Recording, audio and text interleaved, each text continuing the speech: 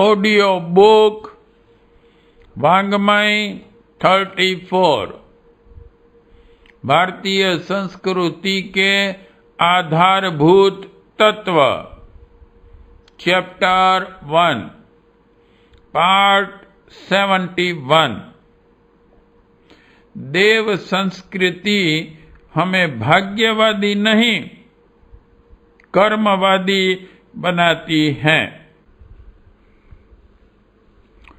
भारत जैसे कृषि प्रधान देश में जहां 3 महीने ही वर्षा होती है और वह भी अनिश्चित सी, अतः वन संरक्षण की ओर पूरा ध्यान नहीं दिया गया तो हमें निकट भविष्य में अकाल का सामना करने के लिए तैयार रहना चाहिए।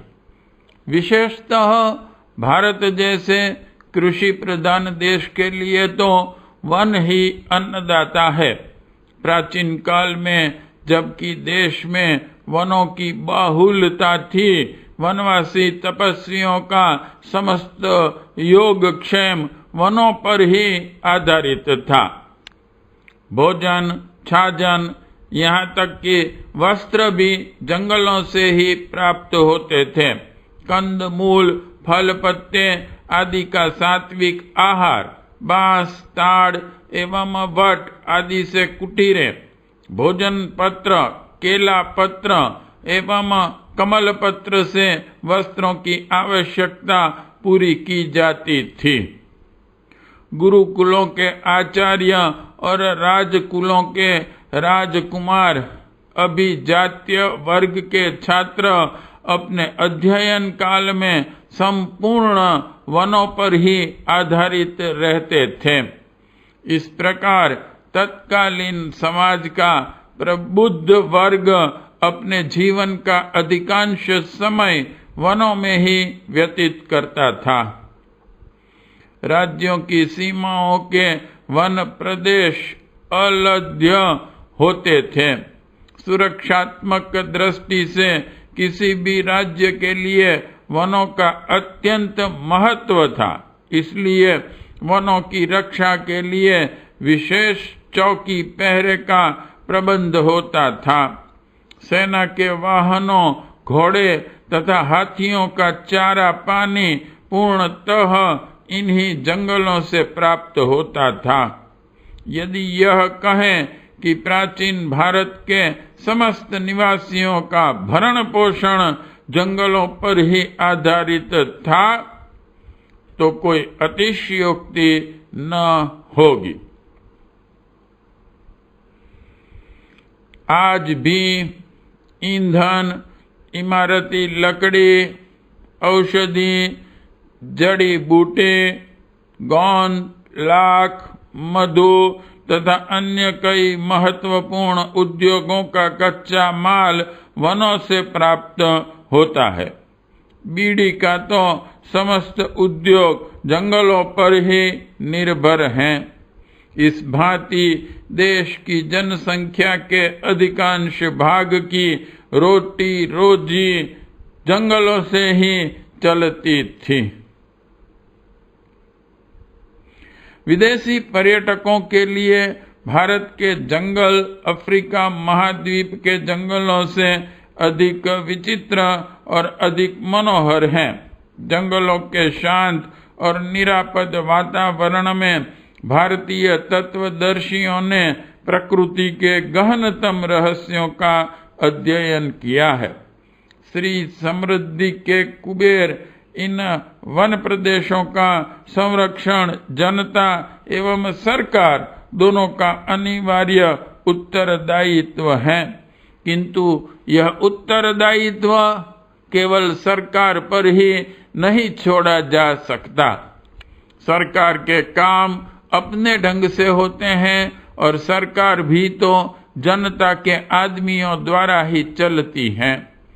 वनों का महत्व समझ लेने पर सरकार व जनता दोनों की तरफ से वन संरक्षण का काम हो सकता है।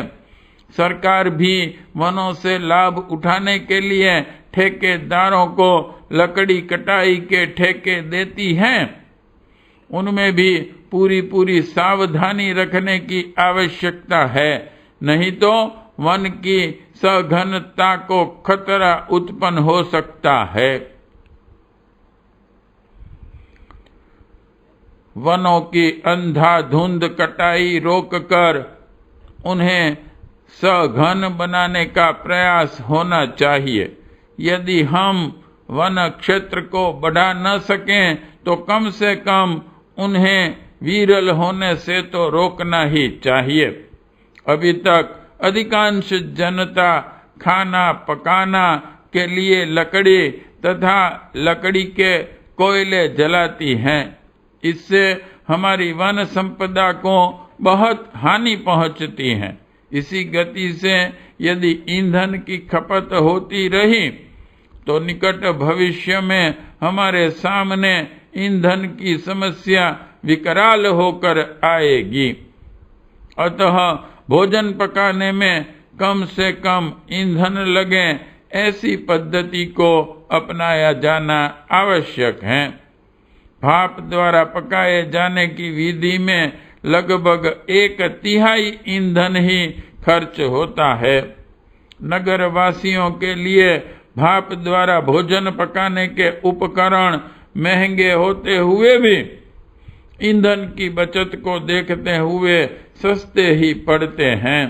अतः इनका उपयोग करना लाभकारी है। जहाँ फलों के बगीचे लगने की सुविधा है, जलवायु अनुकूल है, वहाँ खाद्यान्न तथा अन्य फसलें न उगाकर फलों के बगीचे लगाने पर ही कृषकों को ध्यान देना चाहिए। यूं भी कम उपजाऊ भूमि पर आम, अमरूद, बेर आदि के बाग लगाकर अधिक व स्थायी लाभ कमाया जा सकता है। इस प्रकार देश की वनस्पतिक संपदा में अभिवृद्धि होगी।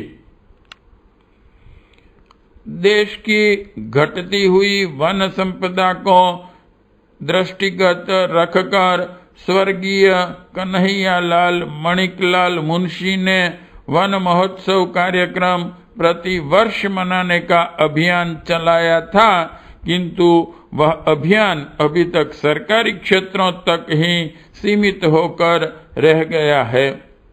यूं यह अब भी प्रति वर्ष मनाया जाता है, पेड़ लगाए जाते हैं, किंतु यह मात्र आंकड़े पूरे करने की बात बनकर रह गई है। इसे जनता का अभियान बनाने की आवश्यकता है। प्रत्येक समझदार व्यक्ति को अपने इस दायित्व को समझना चाहिए।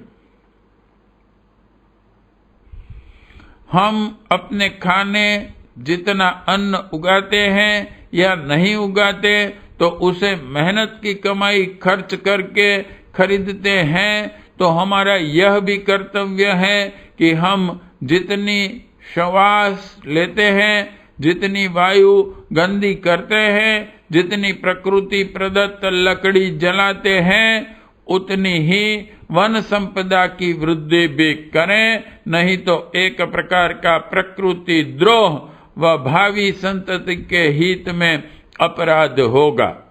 हम उनके हक पर डाका डाल रहे हैं। जनता के सजग सचेष्ट रहने की आवश्यकता है कि वर्तमान वन कटने व विरल होने से बचे रहें। वृक्षारोपण परम पुनित कार्य है। पुण्य लाभ हर कोई व्यक्ति कर सकता है। कम से कम जितनी लकड़ी काम में लेते हैं, उतनी क्षतिपूर्ति तो हमें करनी ही चाहिए। सम्राट अशोक एवं उनके पश्चात 15वीं शताब्दी तक वृक्षारोपण को एक धार्मिक कृत्य के रूप में महत्व दिया जाता रहा। हरे वृक्ष को काटना मनुष्य की हत्या कर देने जैसा जघन्य कृत्य समझा जाता था। अनावश्यक रूप में वृक्ष की पत्ती को तोड़ना भी नैतिक दृष्टि से अपराध ही समझा जाता था। 15वीं शताब्दी में जबकि देश पर मुस्लिम शासकों का आधिपत्य था, शेर शाह, अकबर, जहांगीर आदि मुस्लिम सम्राटों ने समस्त राजपथ के दोनों ओर विशाल और सघन छायादार वृक्ष लगवाए। स्थान स्थान पर नवीन उद्यान लगाकर देश की श्री और सुषमा की अभिवृद्धि की। कश्मीर का शालीमार एवं निशात बाग आज भी इसके साक्षी हैं। पिछली 2 शताब्दियों में वृक्षों को बड़ी निर्दयता से काटा गया है, जिसका दुष्परिणाम आज हमारे सामने है। किसी समय वृक्ष के स्वतः सूख जाने पर उसकी लकड़ी काम में लाई जाती थी, किंतु पिछले इन 2-3 शताब्दियों में तो सैकड़ों वर्ग मील में फैले हुए वनों को काटकर काष्ठ की जा रही है, जो कि राष्ट्रीय स्तर पर कोई अधिक मुनाफे का सौदा साबित नहीं हुआ है। बढ़ती हुई आबादी को अन्न पैदा करने की दृष्टि से यदि इसे उचित मान भी लिया जाए, तो दूसरी ओर मरुस्थल का बढ़ना, चारागाहों की कमी तथा वर्षा की कमी घोर व्यापक विभीषिका बनती जा रही है। किंतु संतोष है कि देश के कुछ मनीषियों का ध्यान इस ओर आकृष्ट हुआ। उन्होंने वर्षा तथा वनों को एक दूसरे का पूरक सिद्ध करके सरकार का ध्यान इस ओर आकर्षित किया।